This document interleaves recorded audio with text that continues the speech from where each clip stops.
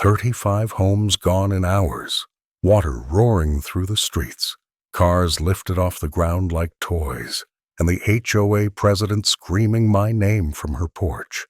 To them, it was a disaster. To me, it was the moment I finally took back what was mine. It started months earlier, when I came home to find surveyors pacing across my land my family had cared for over 3 generations. At first, I thought it was a mistake, until the letters started coming.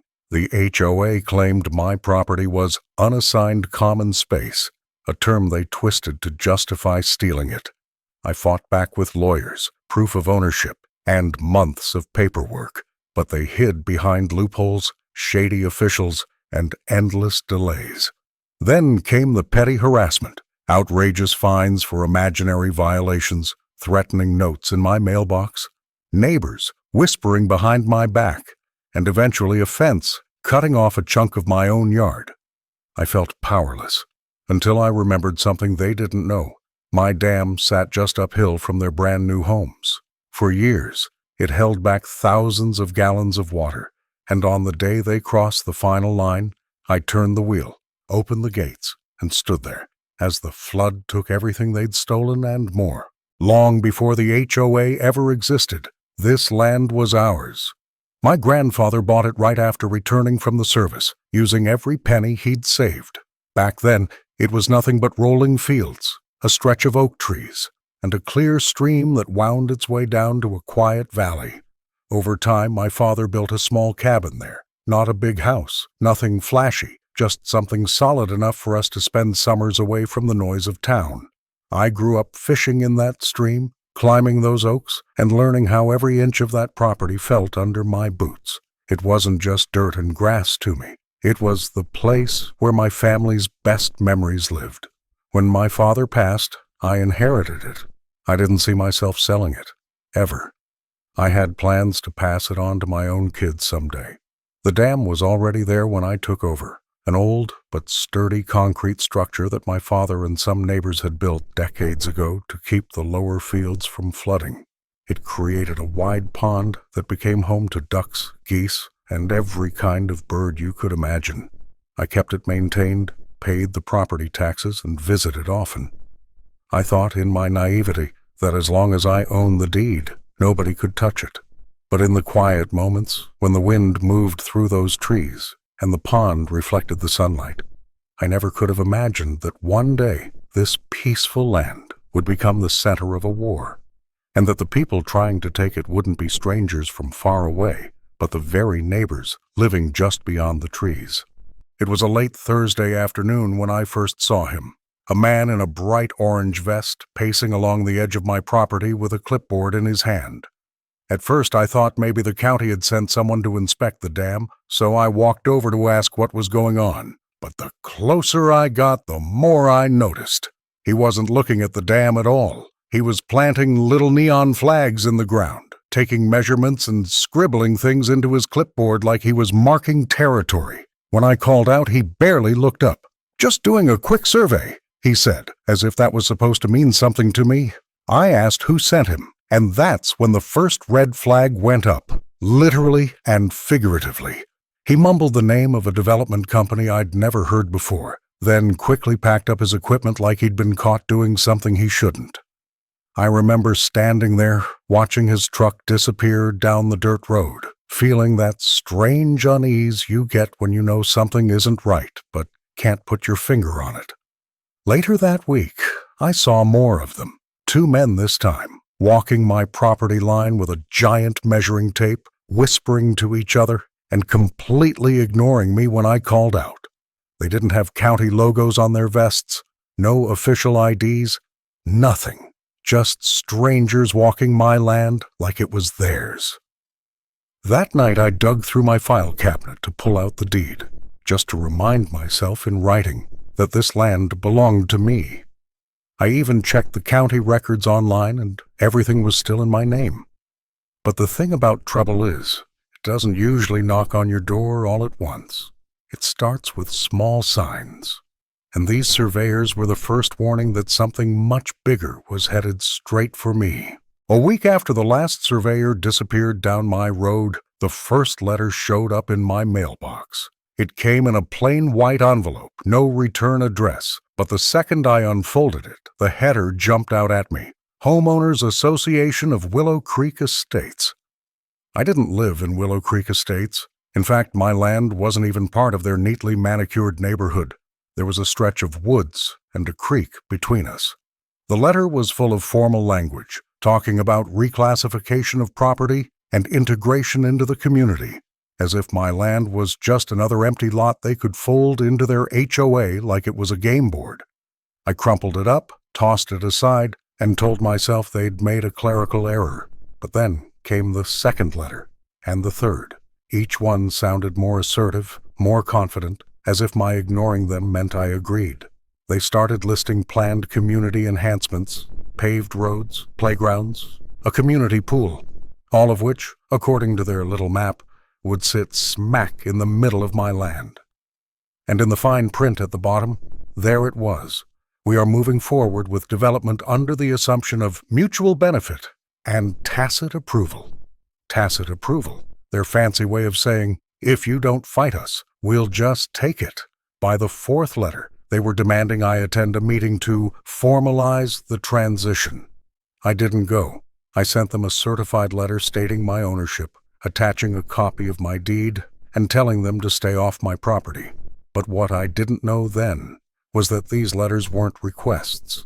They were the opening shots of a war I was about to fight, one they were convinced they'd already won. It was early in the morning when the sound woke me up. Not the normal quiet hum of the countryside, but the deep, grinding roar of heavy machinery. At first I thought maybe the county was doing some work on the road, but when I stepped outside, I saw the dust rising from my property. 2 bulldozers, bright yellow and massive, were parked right where my grandfather's old fishing spot used to be. Men in hard hats moved like they'd been doing this for weeks, shouting orders, marking lines in the dirt, and pushing down saplings that had stood for decades. I stormed over and waved my arms until one of them finally shut down his engine. I told him he was on private property, my property, and that he needed to leave. He didn't even blink. He just pointed to a clipboard with a set of approved development plans and said, "Talk to the HOA." The casual arrogance in his voice made my blood boil. I demanded to see their permits, their paperwork, anything that gave them the right to be there.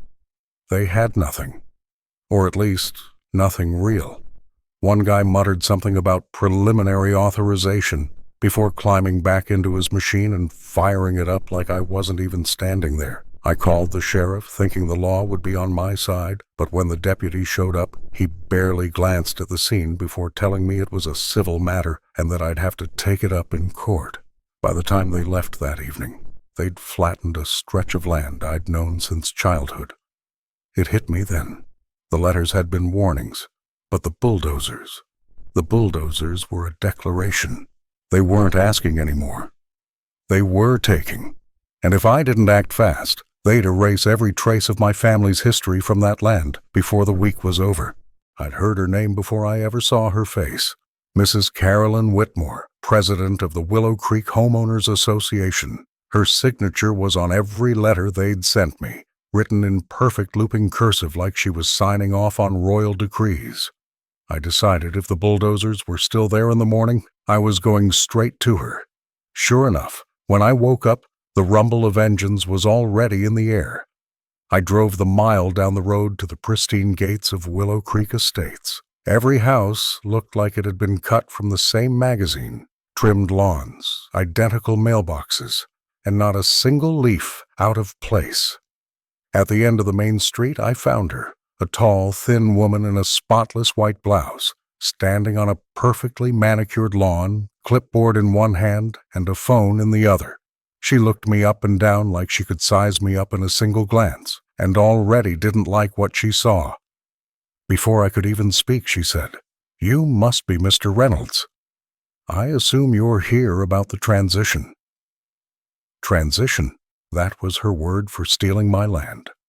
I told her straight that the property was mine, and that I had no intention of joining their community. She smiled, but it wasn't friendly.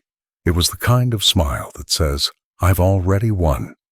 She started talking about how the land was underutilized, how the HOA had big plans to enhance its value, and how I'd benefit greatly from being part of their neighborhood. When I refused, her smile faded. She leaned in just enough for her perfume to sting my nose and said, "You can fight us, Mr. Reynolds, but you'll lose. We have the resources, the lawyers, and the influence. Sooner or later, you'll realize it's easier to just cooperate."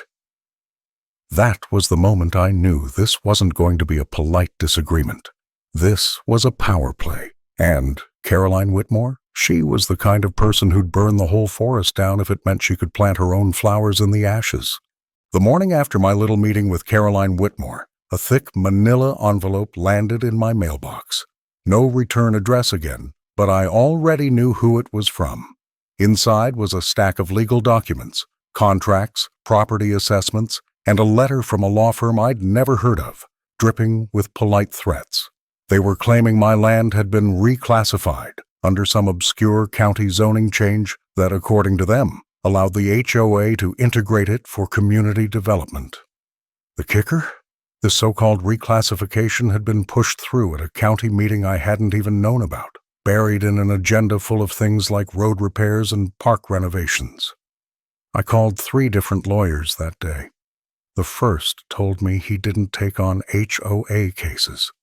The second said it would take months, maybe years, to sort through the mess. The third, well, he laughed. Not because it was funny, but because he'd seen this before. He told me HOAs like Willow Creek thrived on exploiting loopholes, slip in a clause here, bury a notice there, and by the time the landowner realized what had happened, it was too late. And here's the real gut punch. Fighting them would cost me tens of thousands in legal fees, money I didn't exactly have lying around. But every time I thought about giving in, I'd picture those bulldozers tearing into the soil my grandfather had worked, the creek where I learned to fish, the trees I'd climbed as a kid. No amount of paperwork was going to scare me off. If they wanted to play the legal game, fine. I'd find my own lawyer, dig through every clause and pull apart every loophole they thought they could hide behind. They wanted a fight in court. They just got one. It was just after lunch when I heard the crack, sharp, splintering, and followed by a heavy thud. At first I thought maybe one of the old oak branches had fallen, but when I stepped outside my stomach dropped. 3 men in neon safety vests were yanking down the wooden fence that had marked the boundary of my family's land for nearly 60 years. The boards were being tossed into a flatbed like they were trash. The posts pulled out with a winch and left lying in the dirt like snapped bones. I marched straight over, shouting for them to stop, but they didn't even turn their heads. One of them, a younger guy with mirrored sunglasses, finally said, "We're removing community obstructions." Community. That word again, as if my land was theirs to decide over. I told them they were trespassing and destroying private property, and one of them had the nerve to tell me I was obstructing approved development. When I demanded to see paperwork, all they had was a single sheet, a so-called HOA improvement notice. Not signed by me, not authorized by any county office, just stamped with the Willow Creek logo like that meant something. I called the sheriff again, but this time the deputy didn't even bother coming out. He said, "Sir, it's a civil dispute. I suggest you resolve it with their board." Resolve it with their board. Their board was the problem. By the time the crew packed up, the fence was gone, and my land was wide open to whatever they wanted to do next. Standing there in the silence after they left, staring at the empty line where the fence had been, I realized something. They weren't just trying to take my land on paper. They were taking it piece by piece, with every fence post, every tree, every patch of soil they could get their hands on. And if I didn't draw the line now, there'd be nothing left to fight for.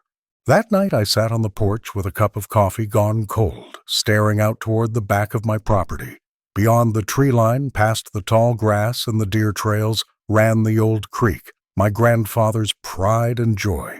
Decades ago, he'd built a small dam there, just big enough to create a wide, calm pool for fishing and to control the flow during the rainy season. It wasn't some massive concrete structure, just sturdy stonework and wood beams, reinforced over the years, a piece of family craftsmanship. I'd kept it maintained all my life, clearing debris, replacing boards, making sure it stood strong. And now, sitting there in the dark, I realized something. That dam was the one thing the HOA hadn't touched. They probably didn't even know it existed. But I knew. I knew that on the other side of that dam was thousands upon thousands of gallons of water, held back like a sleeping giant. And downstream, well, downstream was exactly where they'd staked their precious development. Those 35 brand new homes they were rushing to finish sat right in the path of that creek's natural flow. As I walked out there the next morning, boots crunching over damp soil, I ran my hands over the dam's weathered surface. The water behind it shimmered under the sun, calm and harmless. For now. I didn't touch a thing, but in that moment I understood something that made my pulse quicken. This dam wasn't just part of my land. It was my leverage. And if the HOA wanted to keep pushing me, they might just find out what happens when the water decides to take back its path. For weeks, I kept telling myself I could still win this the right way, through lawyers, paperwork, and sheer stubbornness. But the HOA didn't give me that chance. One morning I woke to the sound of heavy machinery again, only this time it wasn't the fence. When I stepped outside, my chest tightened. They were digging deep trenches right on my side of the property line, carving into the earth where my grandfather's apple trees had stood for generations. The blossoms were still on the branches, soft white petals blowing through the air like some twisted funeral. I ran toward them, shouting for them to stop, but a foreman in a hard hat stepped in front of me, waving a clipboard like it was a badge. "We're installing drainage," he said, "for the new homes. Your land's part of the approved plan now." Approved plan? By who? I demanded to see the permits, but he just smirked, saying the HOA president had already signed off. That was it. Something inside me snapped. Those trees weren't just plants. They were my childhood summers, my family's harvests, my father's hard work. Watching them get ripped out of the ground was like watching them tear up the memories themselves. I knew then that there would be no more waiting, no more phone calls, no more meetings. They wanted to take my land piece by piece. Fine. I'd take everything they'd built in one sweep, and in the back of my mind, the dam was no longer just leverage. It was a decision. That night I didn't sleep. Every time I closed my eyes, I saw those apple trees lying in the dirt, roots exposed, the soil where they'd stood now just another scar on my land. By sunrise, my mind was clear. I wasn't just going to fight back. I was going to end this. I pulled on my old work boots, grabbed a flashlight, and made my way down the narrow trail to the creek. The air was heavy with mist, and the sound of the water trickling through the spillway was steady and calm, almost mocking in its gentleness. I crouched beside the dam, running my hands over the old beams, checking every joint and latch. My grandfather had built it to be strong, but he'd also built it to be adjustable. A single lever on the main gate could be raised to release the water, slowly, for maintenance, or all at once.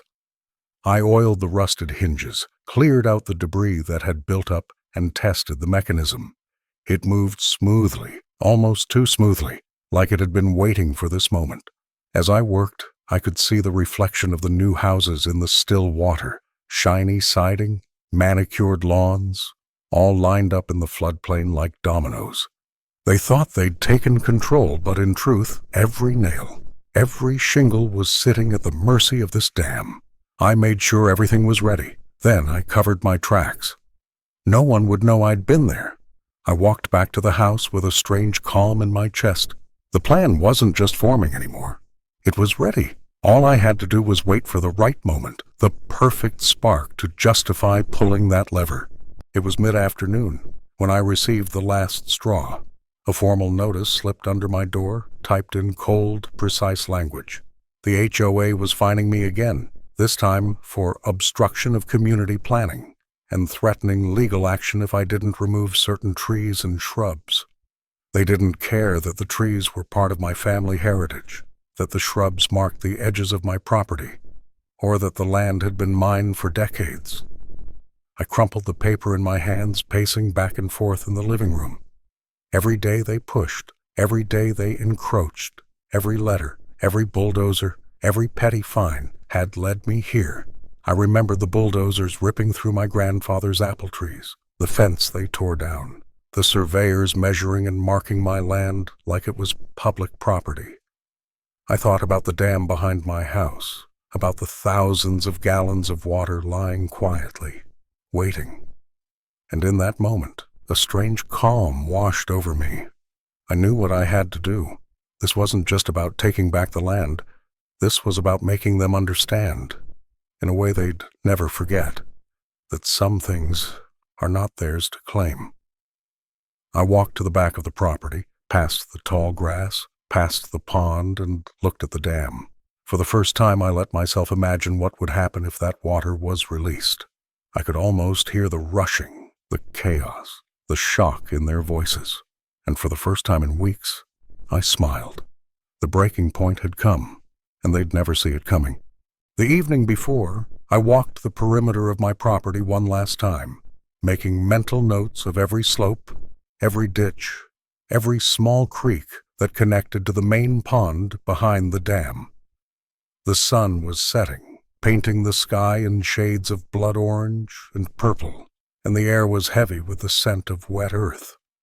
I moved quietly as if the land itself could hear me, checking the dam's structure again, testing the lever and clearing out any debris that might slow the flow. Every detail mattered. I made sure the main channel was unobstructed, that the gates could open fully, and that the path downstream would carry the water straight to the houses that had taken so much from me. At the same time, I made sure there was no evidence I'd been tampering with anything. No footprints beyond my own, no fingerprints on the metal latch, nothing that could tie me to what was about to happen. I could almost hear the hum of the homes in the distance, the children playing, the sprinklers watering perfectly trimmed lawns, completely unaware that they were standing directly in the path of what nature and I could unleash. As night fell, I stepped back and looked at the dam, the water shimmering in the moonlight, calm and obedient, hiding the power it held. I went inside and prepared myself mentally, knowing that the next day, everything would change. The stage was set. All that remained was for the first domino to fall. The morning was unusually quiet, the kind of silence that makes every little sound seem amplified. I walked down to the dam, my hands shaking slightly but my mind crystal clear. The water behind the gate shimmered like liquid glass, completely still, hiding the chaos it could unleash. I took a deep breath, gripping the cold metal lever, feeling its weight under my fingers. For a moment I hesitated, just enough to let the enormity of what I was about to do sink in. Then, slowly, deliberately, I lifted it. The first rush was subtle, a gentle trickle that grew into a torrent within seconds. I watched as the water crept down the channels I had checked and cleared, gathering speed, rising higher than the banks. Unstoppable, the distant sound of lawn sprinklers was drowned out by the roar of rushing water. I could see the houses downstream, the ones the HOA had built on my land, the reflection of their siding in the flood, the neat lawns being swallowed inch by inch. Panic erupted in the distance, shouts, cars splashing through waterlogged streets, neighbors running for higher ground. And from the corner of my eye, I saw the HOA president, her perfect white blouse drenched, her face frozen in disbelief as she realized that I had finally fought back. I didn't gloat, not yet. I just stood there, letting the water do what it had been waiting to do, letting the homes, the machinery, the arrogance they'd shown over months be washed away in a torrent that no court, no letter, and no loophole could undo. This was the moment the balance shifted. The water had the power, and now so did I. The water had barely settled before the reality of what had happened hit. Streets that had once been lined with manicured lawns were now rivers of mud and debris. Cars were overturned, garden sheds floating like matchsticks, and the neatly trimmed hedges were shredded, leaving jagged, soggy remnants behind. I watched from my porch as the HOA president ran from one house to another, clipboard in hand, screaming into her phone, probably calling lawyers, city officials, anyone who could undo what had just happened. Neighbors were wading through knee-deep water, carrying children and pets, shouting, crying, and looking around in disbelief at the destruction that had befallen their perfect little community. And yet, amidst the chaos, there was a strange silence that settled over me. Not of guilt, but of satisfaction. Every ounce of frustration, every petty fine, every tree ripped from my land, every letter, every surveyor, every bulldozer had led to this moment. The HOA had taken what was mine, and in doing so, had positioned themselves directly in the path of the very water that I had nurtured for years. I didn't need to say a word. The flood spoke louder than any argument, louder than any lawsuit, louder than any letter they could have written. For the first time in months, I felt a sense of calm, a sense of justice. The balance had been restored, at least for now. And as I watched the water finally recede, I realized that no amount of bureaucracy, no legal loophole, and no power could ever take away the one thing I had always held on to: control over what was truly mine. Days passed, and the neighborhood slowly began to rebuild, though the memory of the flood lingered like a shadow over every street. The HOA scrambled to repair the damage, but nothing could erase the lesson they had learned, that arrogance and greed have consequences, and that some boundaries should never be crossed. For me, the experience was different. I walked my land, inspecting the dam, the creek, and the areas that had been threatened, and felt a mix of relief and reflection. Revenge had been sweet, yes, but it had also been a reminder of the value of patience, planning, and knowing your own power. I realized that justice isn't always about courts and lawyers. Sometimes it's about standing firm, using what you have wisely, and making sure the world remembers your boundaries. And while I'd never wish chaos on anyone unnecessarily, I also knew that protecting what's yours sometimes requires bold action, especially when the people around you believe they can take it without consequence. In the end, the land remained mine, the dam stood strong, and the lessons, both for me and for those who underestimated me, would not be forgotten. And that's how one small piece of land became the battleground for a fight no one expected. From letters and fines to bulldozers and floods, this story proves that when people push too far, sometimes the only way to protect what's yours is to think bigger, act smarter, and never back down. I hope this tale of standing up for your property and your pride gave you chills, and maybe even inspired you to never let anyone take what's rightfully yours. If you enjoyed this story and want to see more unbelievable tales of real-life revenge and justice, make sure to hit that like button, subscribe to the channel, and turn on notifications so you don't miss the next dramatic story. And comment below, what would you have done if you were in my shoes? I read every comment and can't wait to hear your thoughts. Thank you for watching, and remember, sometimes the quietest waters hide the strongest force.